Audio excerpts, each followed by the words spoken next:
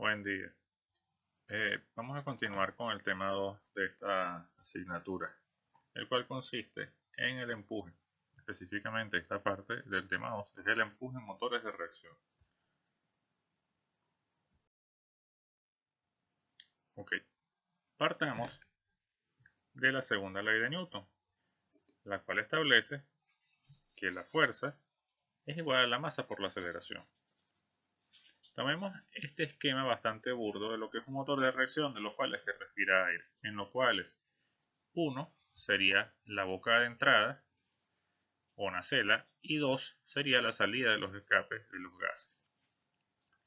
Y que el flujo tiene solamente un desplazamiento unidimensional a lo largo del eje X.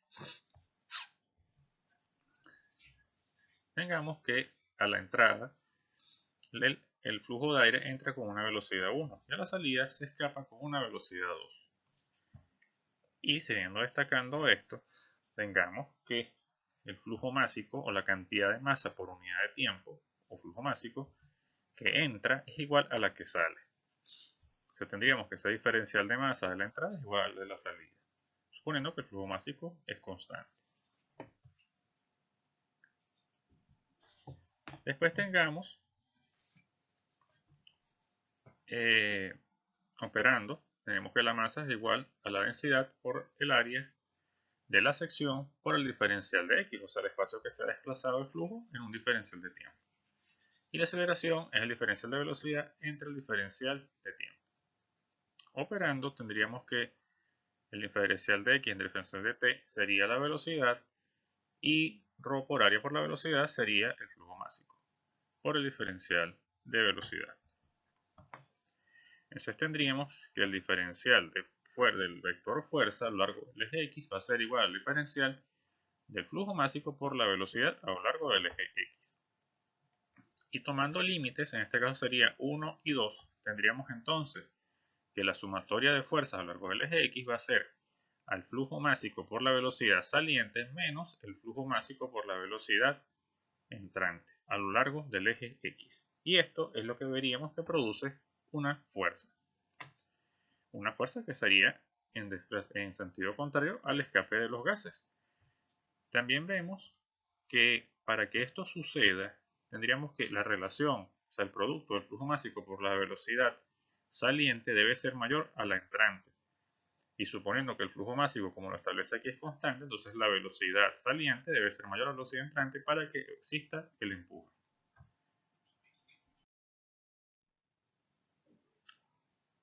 Con el fin de deducir la ecuación de empuje de un motor de reacción, empiezo mostrando este diagrama esquemático que muestra un motor de reacción en una corriente de flujo, supongamos volando en el aire montada en una aeronave.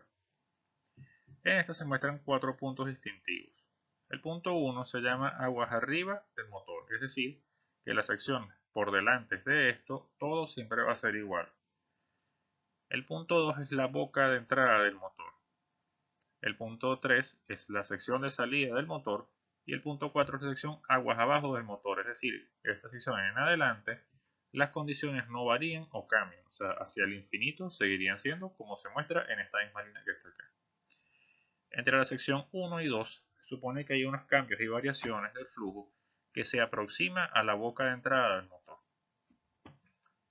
De entre la sección 2 y 3 está el motor. Y entre la sección 3 y 4 suceden ciertos cambios y variaciones del flujo posterior a la descarga.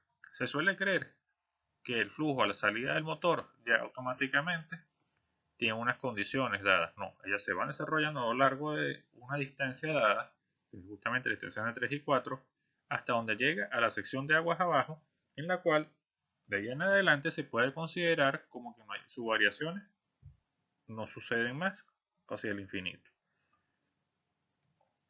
También hay que destacar algo importante acá, las áreas. Tenemos una área 1, que es el área que tiene aquí el flujo, una área 2, que es el área de la boca de entrada, área 3, el área de la boca de la salida, y área 4, que sería esta pequeña área de acá, y el área máxima, que es el área máxima ocupa todo el motor.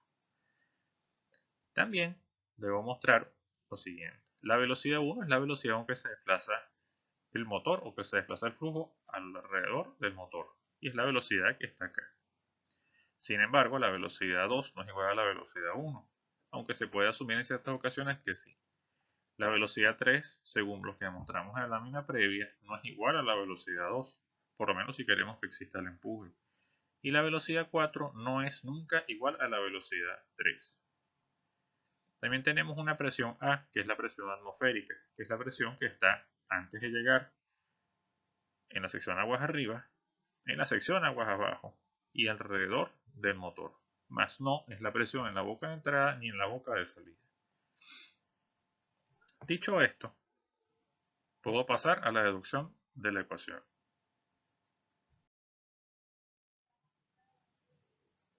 Con tal de deducir la ecuación de empuje del motor, primero estimemos la fuerza en una región de fluido finita, que está ubicada entre la sección 2 y 3.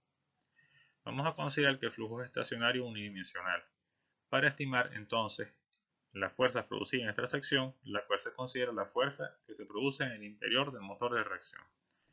Entonces, el empuje que se produce en el interior del motor de reacción va a ser la sustracción de la fuerza 3 menos la fuerza 2.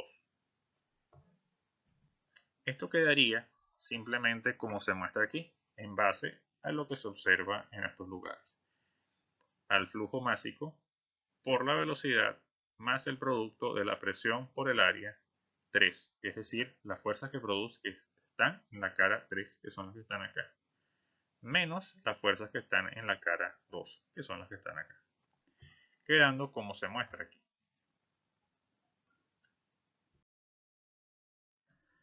Ahora, para estimar el empuje total, debemos conocer entonces cuáles son las fuerzas exteriores al motor de reacción, es decir, las que suceden en la sección 1-2 y en la sección 3-4. Para esto tendríamos entonces la suma de todas las presiones exteriores por los diferenciales de área respectivos. Y eso se quedaría así, como que el empuje exterior es igual a la presión atmosférica, porque como les comenté es la que está acá, por el área máxima menos el área 3, justamente para tener esa sección de área que está aquí, menos la presión por la sustracción del área máxima menos el área 2, es decir, esta área que está aquí. Justamente este pedazo que está acá, este menos este que está acá. Y operando tendríamos esta expresión como el empuje exterior. El empuje total va a ser igual a la adición del empuje y las fuerzas internas más el empuje de las fuerzas externas. Utilizando las expresiones previamente obtenidas tendríamos esto que está acá. Y sabiendo que el flujo másico por la velocidad 2 es igual al producto del flujo másico por la velocidad 1 más la sustracción de la presión atmosférica menos P2 por el área 2, y sabiendo, como les dije previamente, que entonces la velocidad 1 y la velocidad 2 no son iguales, reescribiríamos toda la expresión como se muestra acá. Y operando tendríamos la ecuación de empuje, que es la mostrada aquí. Notemos que hay unos componentes aquí importantes. Este que está acá y este que está acá, que sustrae el anterior. Justamente manteniéndolo de esa forma. Y sabiendo que esto que está acá, justamente, termina siendo el flujo másico por la velocidad 4, o sea, la velocidad que está aquí, no la que está acá. Por eso les decía anteriormente que las velocidades no son iguales. Llegaríamos a esto, una expresión muy similar a la mostrada al principio de esta presentación, en la cual el flujo másico por la velocidad 4, que está aguas abajo, menos el flujo másico por la velocidad 1, o sea, la que está aguas arriba, sería igual al empuje generado por el motor de reacción.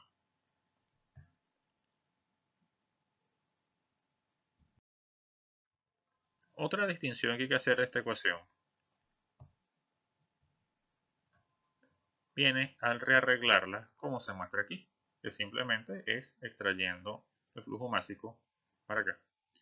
Tendríamos que, si se fijan, tenemos un flujo másico acá y otro acá. Este es su A, porque este sería el de entrada y este es el de salida. Esto suponiendo que los flujos másicos de entrada y salida no sean iguales, lo cual es algo que no es una suposición para nada alocada, sabiendo que muchos motores de reacción se les inyecta combustible, lo cual incrementa el flujo másico, y otros motores de reacción, o muchos de ellos también, utilizan secciones de sangrado, los cuales toman parte del flujo de aire para diferentes cuestiones que se verán más adelante en esta materia.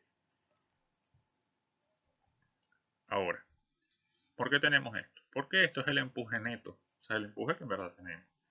Y a esto se le llama empuje bruto, y esto se llama resistencia del rango.